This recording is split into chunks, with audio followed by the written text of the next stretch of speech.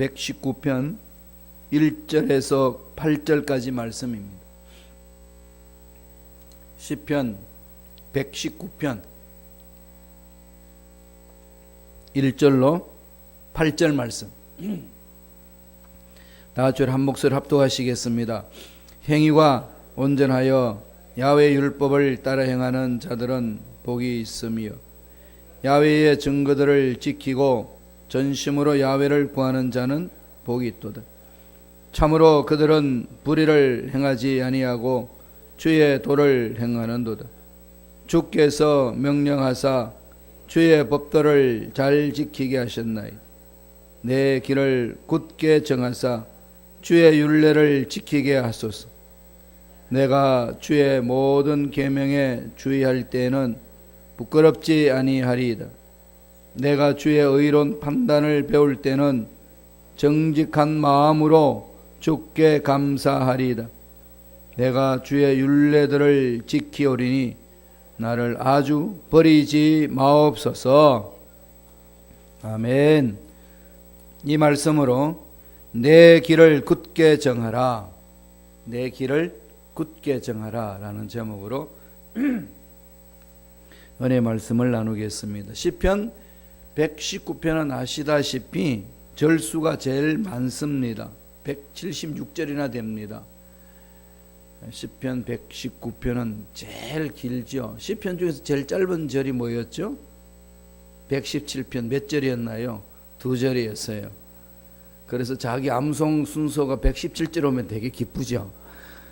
119편 오면은 그냥 다 경악을 금치 못합니다. 176절이나 됩니다. 길지요. 아주 깁니다. 그런데 이 내용은 하나님의 말씀을 찬양하는 시예요.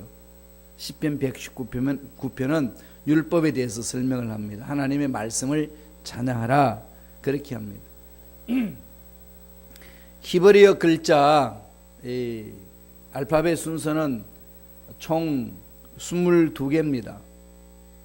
22개인데 이 22개의 두 개 알파벳을 이용을 해가지고 영어로 말하면은 A부터 시작해가지고 Z까지 그 순서대로 이 시편 119편을 나열해 놓은 겁니다.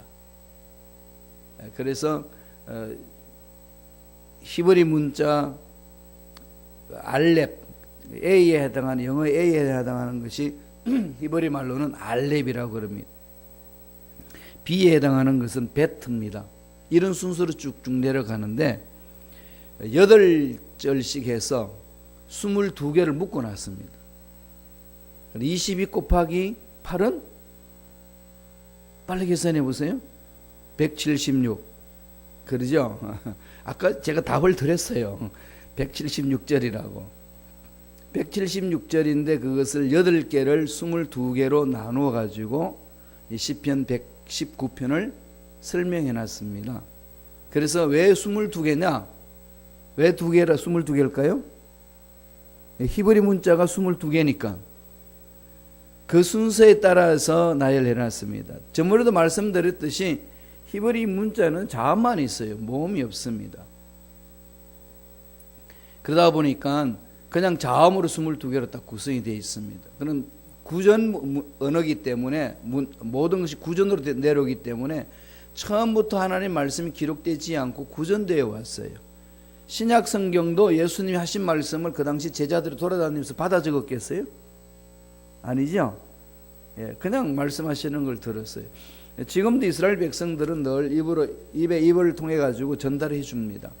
그러기 전에 먼저 기록된 성경을 통해서 암송하고 그것을 엄마가 자녀를 키울 때에 젖을 먹이면서 엎조리는 거죠. 그는 히브리 자녀들은 젖을 먹으면서 위에는 젖이 들어가고 영혼에는 말씀이 들어갑니다. 처음부터 그렇게 가르쳤어요. 그러다 보니까 그네들은 언제 어디서나 말씀과 가까이 합니다.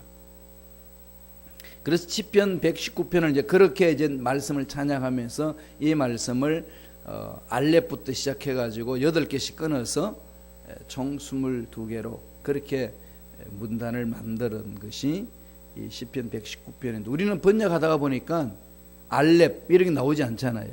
그냥 이렇게 한국말로 쭉 번역해서 그 묘미를 모릅니다.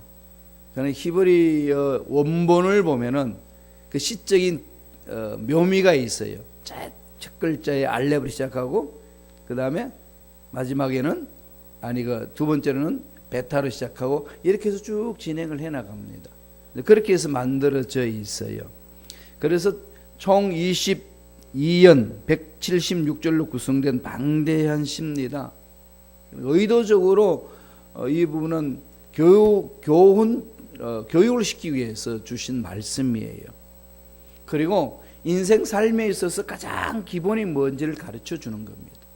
가치관, 토라 그러죠. 그들은 토라는 삶에 있어서 ABC입니다. 야, ABC도 모르냐 너는? 이럴 때 뭐죠? 기본을 말하는 거죠. 신앙생활의 기본을 토라에서 둡니다.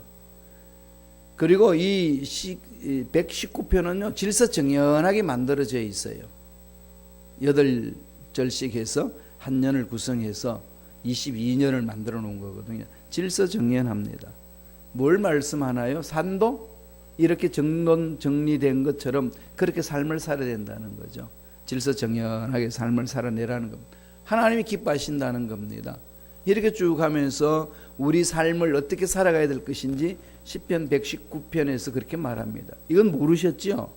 그냥 우리는 잘 몰라요. 이거 그냥 읽으면은 이거 어떤 하나님이 교훈적으로 이렇게 우리에게 주시려고 시를 주셨는지 히브리 원문을 봐야만이 제대로 알 수 있습니다.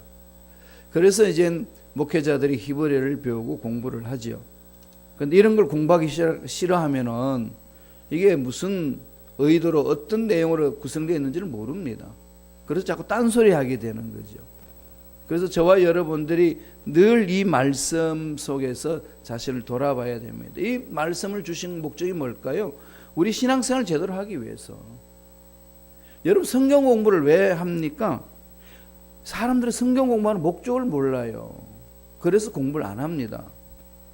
우리 신앙생활은 무엇 때문에 뭘로 신앙생활하는 거죠? 믿음으로. 믿음이잖아요. 모든 게 믿음이잖아요. 그런데 믿음이 뭐예요? 여러분 믿습니다 외치는데 뭘 믿으시는 거죠? 문제가 해결될 줄로 믿습니다. 앞날이 열릴 줄로 믿습니다. 복이 임할 줄로 믿습니다.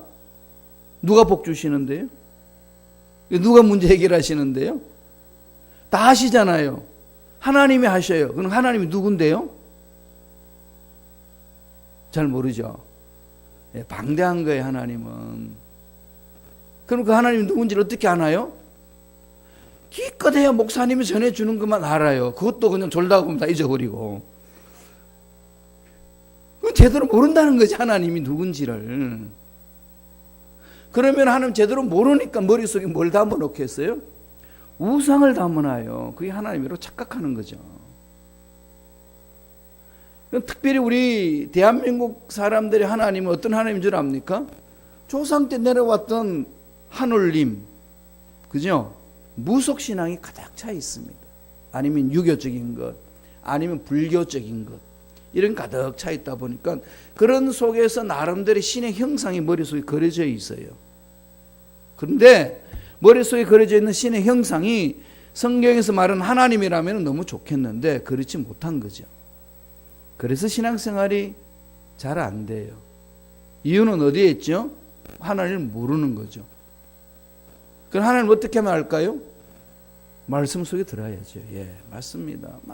그래서 성경 공부하는 거예요. 다시 말씀드리면 내 믿음이 크게 성장할 수 있도록 내 믿음을 키우기 위해서 성경 공부를 하는 겁니다. 주님이 그러셨죠. 주님이 우리 못하죠. 믿음이 없다는 거죠. 너희들이 믿음이 없도다. 그래서 오늘 현대 그리스도인들이 기적을 맛보는 것은 못 보지 못하는 것은 믿음이 없어서 그래요. 저나 여러분이나 믿음. 그럼 그 믿음을 키워야 되는데 어디서 믿음을 키웁니까? 말씀이에요. 그럼요. 그래서 성경 공부하는 거예요. 그런데 힘들다고 어렵다고 바쁘다고 안 하면은 믿음을 포기한다는 얘기인데 우리는 믿음으로 신앙생활을 하는데 하나님 말씀 안에서 믿음을 얻는데 이것을 덮어버리고 공부를 안 하면 어떻게 믿음을 갖습니까? 믿음이 없어요. 결론 내리면요, 전 세계에서 가장 잘 팔리는 책이 성경책이고 성경 가장 안 읽혀지는 책이 성경책인데, 더 중요한 것은 기독교인들마저도 안 읽는다는 거죠. 그래서 믿습니다 그러지만 하나님을 못 믿어요. 모르니까. 누굴 믿을까요? 자기 생각을 믿고 환경을 믿어요. 사람 말을 잘 믿습니다. 그래서 문제가 일어나는 거죠. 여기서 심각한 신앙생활에 오류가 있습니다. 30년 신앙, 40년, 50년 했는데도 잘 모르시더라고요. 제가 뚜껑을 열고 보니까 이게 문제구나. 오늘 그리스도인들의 문제는 여기에 있구나. 하나님이 살아계시지 않음도 아니고, 하나님 능력이 없음도 아니고, 우리의 열심이 없음도 아니고, 열심도 있어요. 우리 대한민국처럼 예수 믿는 사람들이 열심 갖는 거 전 세계 못 따릅니다. 이런 새벽에 여기 미국 사람들 꿈도 못 꿔요. 그렇잖아요. 철야 예배 안 합니다. 이런 열심을요 낸다고 신앙생활 잘하느냐? 안 해요. 이 말 또 들으면 와, 목사님 열심히 내도 안 된다 그러니까 우리 이거 새벽 예배도 안 나가도 되나 보다, 또 이런 엉뚱한 생각을 하는 사람들도 있어요. 제가 그렇게 말씀하는 게 아니고, 어떻게 열심을 내라고요? 말씀에서 쉬어야 돼요. 그래서 말씀과 몸부림쳐야 됩니다. 시간 없다고요? 내셔야 돼요. 목숨 거는 일인데 이런데 흐리멍텅하게 시간을 내팽개쳐요? 아닙니다. 마귀는요 말씀 보지 못하도록 별별 짓을 다 합니다. 바쁘게 하고요, 피곤하게 하고, 성질나게 만들고, 짜증나게 만들고, 인간 보기 싫게 만들고, 다음에 성경책 무슨 책만 읽으면 졸리게 만들고, 이렇게 해가지고 덮어버리게 만드는 거죠. 그러나 하나님의 능력 안에 사로잡히면요 안 보이는 것도 보이고요, 안 되는 것도 되게 되고, 열려지는 역사가 일어나는 거죠. 속지 말라는 겁니다. 그래서 우리의 삶은 매 순간 선택함에 가지 않습니까? 예, 선택의 연속입니다. 이 선택의 연속 속에 우리가 뭘 해야 될까요?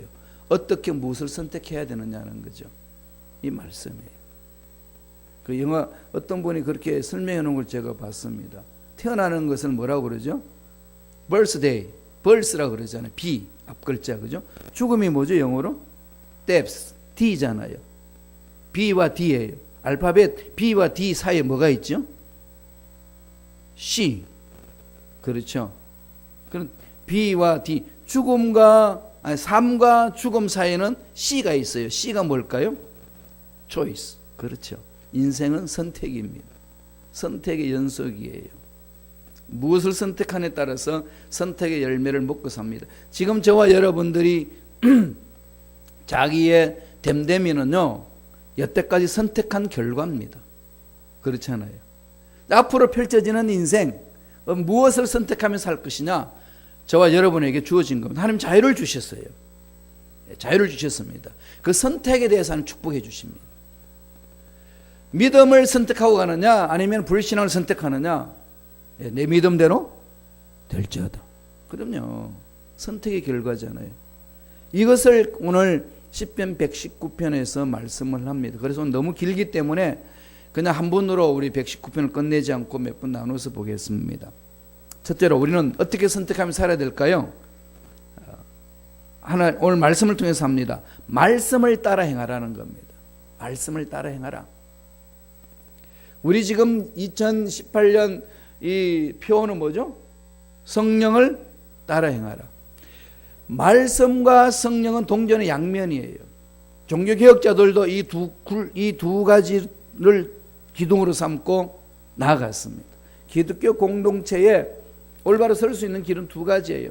말씀과 성령. 순복음이요, 감리교 목사님이 만든 신학대학에서 신학생들이 훈련받으면서 탄생한 것이 순복음 교회입니다. 웨슬리 신학의 흐름인데요, 처음에 시작했던 목사님 누구나 하면은 감리교 목사님이신데 파머 목사님이라고 신학교를, 베들 신학교를 만들어서 가르쳤습니다. 그분이 일주일 동안 부흥성회를 하러 갔어요. 그래서 신학생들 한 30여 명 되는 신학생들에게 숙제를 줬습니다. 사도행전을 우리가 연구하자. 사도행전을 연구해서 사도행전 속에 무엇이 담겨 있는지 일주일 후에 발표하자. 그래서 연구를 시켰어요. 사도행전을 연구를 시켰습니다. 사도행전을 연구를 다 하고 나서 이제 일주일 후에 다들 발표를 합니다. 발표하는데 모두가 다 이야기를 하는 거죠. 성령이 임하면 능력이 임합니다. 성령이 임하여서 체험되면은 방언을 합니다. 성령이 임하면은 예언을 합니다. 성령이 임하면은 은사가 임합니다. 성령이 임하면은 열매를 맺습니다. 이런 걸 쭉 하니까 그러면 우리는 어떠냐?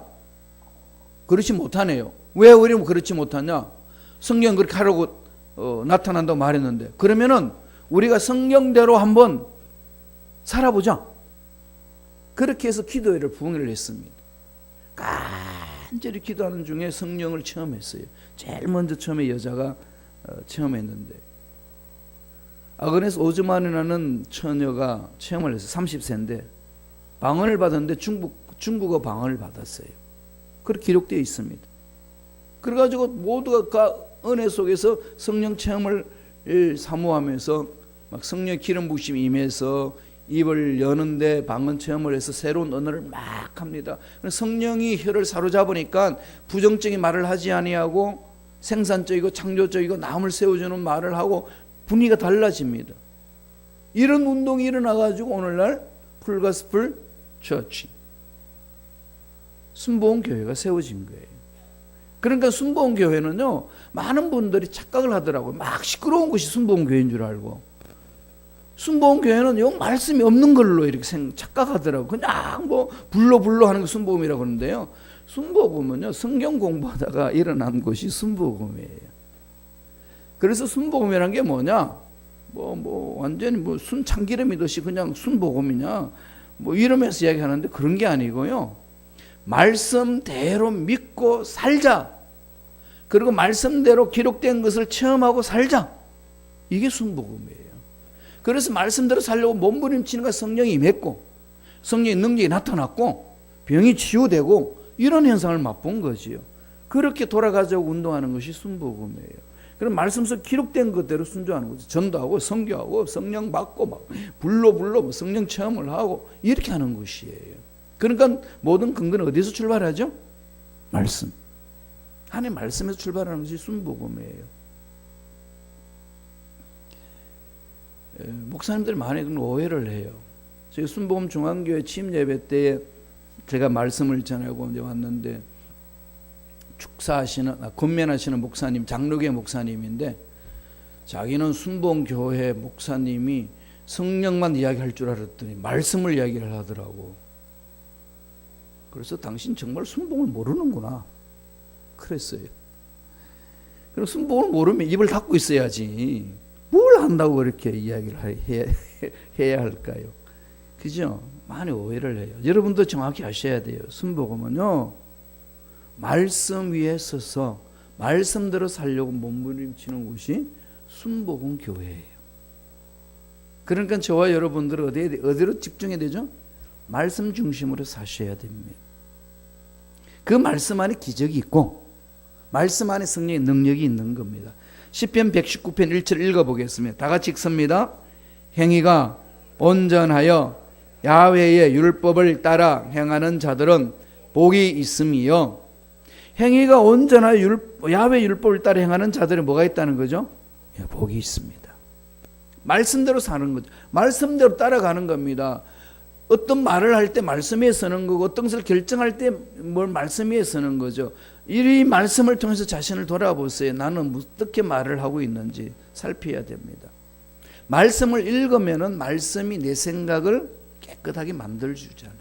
그리고 앞으로 어떻게 길을 찾아가야 될 것인지 말씀이 나침반이 되어서 갈 길을 열어주는 겁니다. 말씀을 안 보는데 어떻게 합니까? 말씀에는 방향이에요. 여행 다닐 때 보면 나침반 들고 다니잖아요. 산속에 제가 등산을 좋아하기 때문에 산을 이렇게 잘 찾는데 한국에 있을 때는 설악산 가가지고 계곡에 내려오면 어디가 어떤 위치인지 어디로 가야 될지 모릅니다. 그때는 뭘 보죠? 나침반 보면 정확히 갈 수 있습니다. 오늘날은 차를 몰고 모르는 데를 찾아가면 뭘 보고 가나요? 내비게이션 아가씨 말을 잘 들어야 되잖아요. 그래서 따라가는 거예요. 똑같은 겁니다. 우리 신앙생활을 어떻게 할 것이냐? 내비게이션 갖고 나침반 역할을 하고 있는 우리의 삶의 지침서에 신 말씀 안에 들어서셔야 돼요. 이게요 순복음입니다. 말씀을 그대로 믿자. 이해되든 이해되지 않든지 간에 하나님이 계시로 주신 말씀이기 때문에 믿고 가는 겁니다. 그러니까 이 말씀이 뭔지를 깨닫기 위하여 공부해야 되고 몸부림쳐야 되고 읽어야 되고 묵상해야 돼요. 그리고 들은 것을 마음판에 새기고 실천하는 거죠. 그러면 말씀이 잡아줍니다. 말씀은 살아있고 활력이 있습니다. 말씀에 에너지가 있습니다. 말씀이 들어가면요 그렇게 안 된다고 주저앉았던 사람이 벌떡 일어납니다. 체험하셨나요? 전 늘 그걸 체험하고 살아요. 말씀이 쓰이는 자만이 그 은혜를 맛볼 수 있습니다. 그래서 실천할 수가 있는 거죠. 말씀을 실천하고 싶어도 말씀이 뭔지를 모르면 실천을 못 하잖아요. 그러면 어떻게 될까요? 교회 와서 그냥 모여서 행사하고 재밌게 지내고 웃고 놀러 가고 이러다 인생 끝납니다. 하나님 앞에 가서 뭐라고 말씀하실 건데요? 저는 그런 걸 모습을 보면 아찔한 거죠. 교회는 재밌게 노는 것도 아니고요. 교회는 열심히 봉사하는 것도 아니고 일하는 곳이 아닙니다. 교회는 뭐 하는 곳일까요? 아버지 음성 듣는 곳이에요. 하나님 만나는 곳입니다. 만나면 말씀해 주시잖아요. 야, 죽도록 충성하라. 교회에서 맡겨준 일 있느냐? 그 일 가라. 내가 책임져 줄게. 도와줄게. 이렇게 하면은 아무리 힘들고 어려워도 막혀도 그것 때문에 주저앉겠어요? 이 사람 저 사람 하는 말에 대해서 마음이 막 뺏겨가지고 일 안 해 그러고 팽개치고 도망가겠어요? 아닙니다. 그 말씀 안 듣고 그냥 신앙생활 어떻게 하는지도 모르고 교회 와서 열심을 낸답시고 일하다가 상처받고 나가 떨어지는 거예요. 이유는 어디 있죠? 하나님 말씀 듣지 않음에 있습니다. 마귀가 그렇게 장난을 쳐요. 신앙생활을 그렇게 잘못하도록 만들어버립니다. 굳어버리면 안 돼요. 제가 학생들을 가르칠 때 또 목사님들 재교육시킬 때 제일 먼저 강조하는 게 그겁니다. 우리부터 정신 차려야 된다. 목사님들이 하나님의 말씀을 제대로 이해하지 못하고 목사님들이 하나님의 음성 듣지 못하고 목회하면 그 교회 완전히 사탄의 밥 된다. 정신 차리라고. 그건 늘 그걸 외치고 또 목사님 재교육할 때도 외칠 뿐만 아니라 전 목회할 때도 늘 그걸 외칩니다. 왜? 하나님이 그렇게 하시기 때문에. 하나님 음성 들으세요. 어떻게 듣습니까? 말씀을 통해서. 로마서 2장 13절 볼까요? 하나님 앞에서는 율법을 듣는 자가 의인이 아니요 오직 율법을 행하는 자라야 의롭다 하심을 얻으리나. 행하는 자가 뭐죠? 믿고 따라가는 거죠. 그러니까 생각이 바뀌고 말이 바뀌는 거잖아요. 시편 119편 3절 보세요. 참으로 그들은 불의를 행하지 아니하고 주의 도를 행하는도다. 이게 하나님의 사랑을 받은 자, 하나님의 생명이 있는 자는 자기 생각에 끌려다니지 아니하고 하나님의 말씀에 끌려다닌다는 거죠. 환경에 끌려다니지 않고 사람 말에 끌려다니지 않습니다. 신앙생활할 때 이 사람 저 사람 마음껏 자유롭게 말할 수 있어요. 그럼요. 옛날 조선시대 때에 왕 앞에 가서 말 잘못했다가는 그냥 날아가는데 숨어서는 얼마나 말 잘합니까?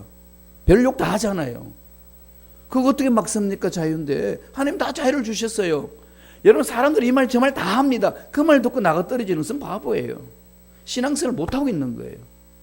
신앙생활 중심은 말씀이에요. 하나님이 노 하면 노고 하나님이 예스 하면 예스지. 무슨 사람들 말에 이리 갔다 저리 갔다 마음이 다 뺏길까요? 그러지 마세요. 절대로 그러지 마세요. 신앙생활은 말씀을 듣고 말씀을 순종하는 겁니다. 4절 보세요. 시편 119편 4절. 주께서 명령하사 주의 법도를 잘 지키게 하셨나이다. 법도를 잘 지키는 자는 거죠. 약합니다. 말씀대로 살겠다고 그러지만 잘 못 살잖아요. 왜? 약하기 때문에. 그럼 뭐 해야 될까요? 훈련 받아야 돼요. 그래서 성경 읽기 훈련, 성경 쓰기 훈련, 성경 말씀 암송 훈련, 성경 묵상 훈련이 자꾸 하는 거예요. 이런 걸 게을리하면 믿음 안 생깁니다. 항상 제자리에 있어요.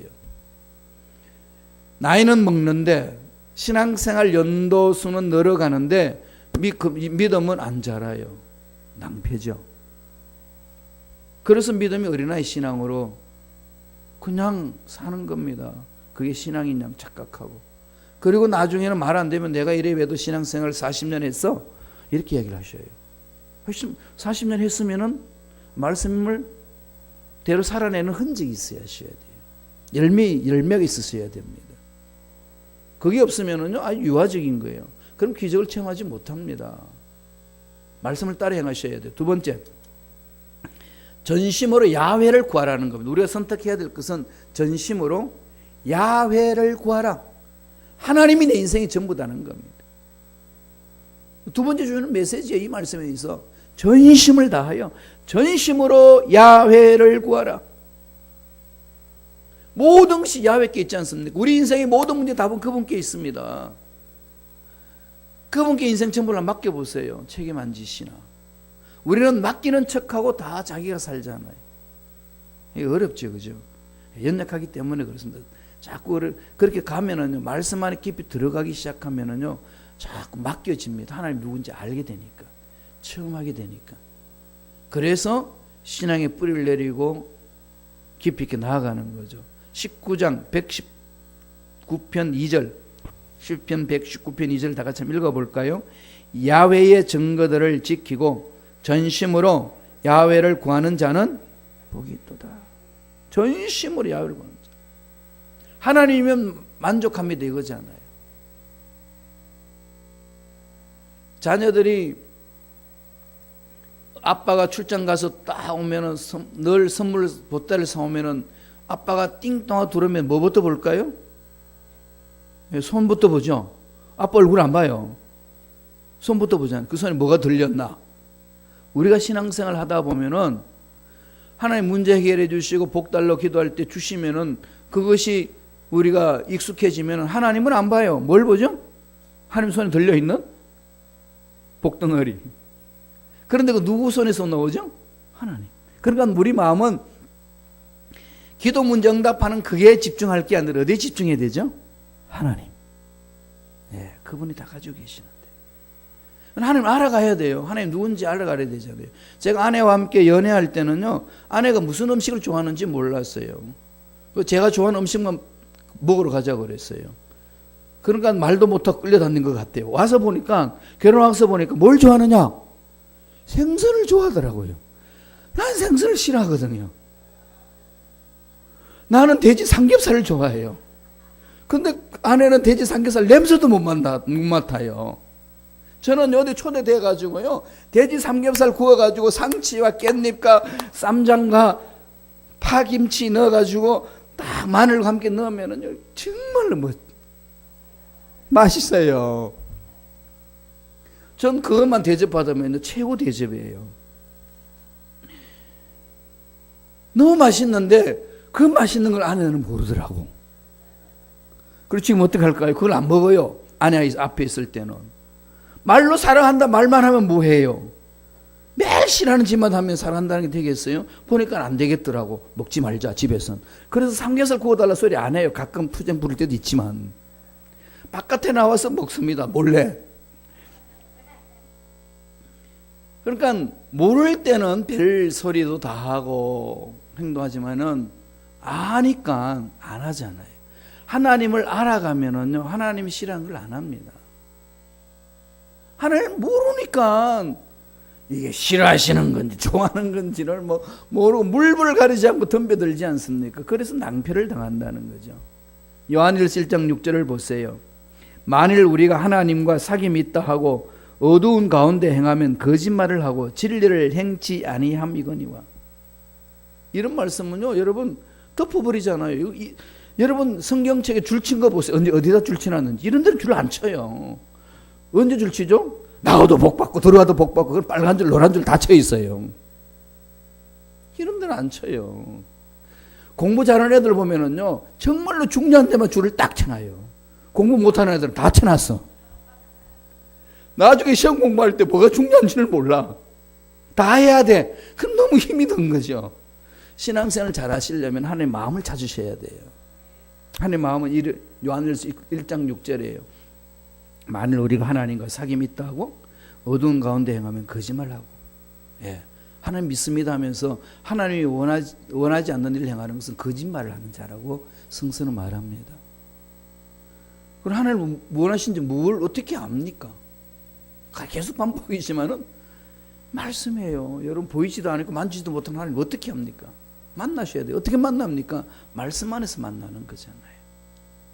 그래서 제발 부탁드리는데요. 목사기 때문에 부탁하는 게 아니라요. 정말 하나님 올바로 서기 위해서 외치는 말씀입니다. 말씀 속에 목숨 거세요. 아무리 바빠도요. 말씀을 붙들고 안 깨달아지지 않으면 가르쳐 달라고 교회로 오세요. 그리고 몸부림치세요. 하나님 깨닫게 해달라고. 그렇게 가야 믿음이 생기고 기적을 맛볼 수 있습니다. 마지막 세 번째로 주의 은혜로운 판단을 배우라는 겁니다. 주의 은혜로운 판단. 말씀 위에 서고 하나님이 어떤 분이신지를 알면은 정확하게 판단을 가집니다. 가치관을 가져요. 하나님 가치관을 가지잖아요. 지금은요, 바알이냐 야훼냐 똑같습니다. 돈이냐 하나님이냐, 사실 돈의 힘이 얼마나 강합니까? 여러분 돈 무시하지 마세요. 여러분 신앙생활, 저와 여러분 신앙생활에요. 하나님보다 돈이 더 강하지 않나요? 마음은 안 그런데 실질적인 행동을 제가 말씀드리는 겁니다. 그죠? 돈이 더 강해요. 하나님 주님도 아시기 때문에 두 전 못 숨긴다. 하나를 택해라. 정말 기적을 맛보려면요, 먼저 그 나라 그 일을 구하는데요, 훈련하셔야 되고 목숨 거셔야 돼요. 그리고 열심을 내세요. 말씀에 서서 열심을 내세요. 그게 기적이 있습니다. 그래야 교회 공동체가 올바로 쓰고 내 신앙생활을 올바로 할 수 있습니다. 말씀을 보죠. 시편 119편 7절입니다. 다 같이 우리 한 목소리 전체를 읽겠습니다. 내가 주의 의로운 판단을 배울 때는 정직한 마음으로 주께 감사하리다. 의로운 판단을 배울 때 하나님이 주시는 말씀에 쓰고 그래야 하나님의 가치관을 배우는 겁니다. 세상에 나가도 바알한테 안 끌려다니고 야훼 말씀에 올바로 쓰고 내 마음이 야훼께 빼앗기는 거죠. 근데 오늘날 그리스도인들이 다 바알한테 뺏겨요. 돈한테 뺏기잖아요. 사람한테는 마음을 많이 빼앗겨요. 우리 목사님들도요, 목회하다 보면은 정말 열심히 헌신하고 순종 잘하는 분한테 마음이 많이 빼앗겨요, 솔직히. 그러면 넘어집니다. 둘 다 넘어져요. 사람은 연약하기 때문에 실수가 있거든요. 이럴 수가 있나? 내가 그렇게 너를 믿었는데. 이런 말이 나오는 거는 신앙생활을 잘못하고 있다는 겁니다. 정말 정신 차려야 됩니다. 아버지 마음을 배우셔야 돼요. 8절입니다. 그러면서 이렇게 기도하라는 거죠. 다 같이 읽어볼까요? 내가 주의 율례들을 지켜오리니 나를 버리지 마옵소서. 나를 버리지 마옵소서. 나를 버리지 마옵소서. 말씀대로 살겠습니다. 이 몸부림이에요. 오늘 1절에서 8절까지 주시는 하나님의 메시지, 마음을 굳게 하고 갈 수 있는 길은요, 말씀을 따라 행해야 되고 아버지 야훼 하나님을 온전히 구해야 되고 의로운 판단을 배워야 됩니다. 그게 그리스도인이고 하나님의 자녀고 그 자녀의 됨을 가지고 살아갈 때 권세를 누리며 살 수 있습니다. 이런 기적을 맛보는 저와 여러분 되기를 간절히 축원드립니다. 기도하겠습니다. 하나님 감사합니다. 우리가 말씀에 서기를 원합니다. 신앙생활 제대로 하기를 원합니다. 하나님 그냥 내 생각대로 신앙생활을 하지 않도록 우리의 생각, 우리의 말, 우리의 삶을 사로잡아 주옵소서. 오늘 주신 말씀 마음판에 새기고 주님 오실 때까지 말씀 위에 서서 성령의 인도함을 받아 흔들리지 않는 하나님 앞에 쓰임받은 일꾼들의 삶이 되게 축복하여 주옵소서. 예수 이름으로 면오니 하나님의 자녀들의 마음을 괴롭히는 마귀는 떠나갈지어다. 사라질지어다. 예수 피로 씻음받을지어다. 머리부터 발까지 모든 육체 질병은 깨끗하게 남을 입을지어다. 축복해 주심을 감사합니다. 네, 감사함 예물 드립니다. 믿음으로 드립니다. 축복하여 주옵소서. 물질 속에 임재하신 하나님 은혜를 체험할 수 있도록 성령님 역사하여 주옵소서. 감사와 찬양을 드렸고 예수님 이름으로 축복하며 기도드리옵나이다. 아멘.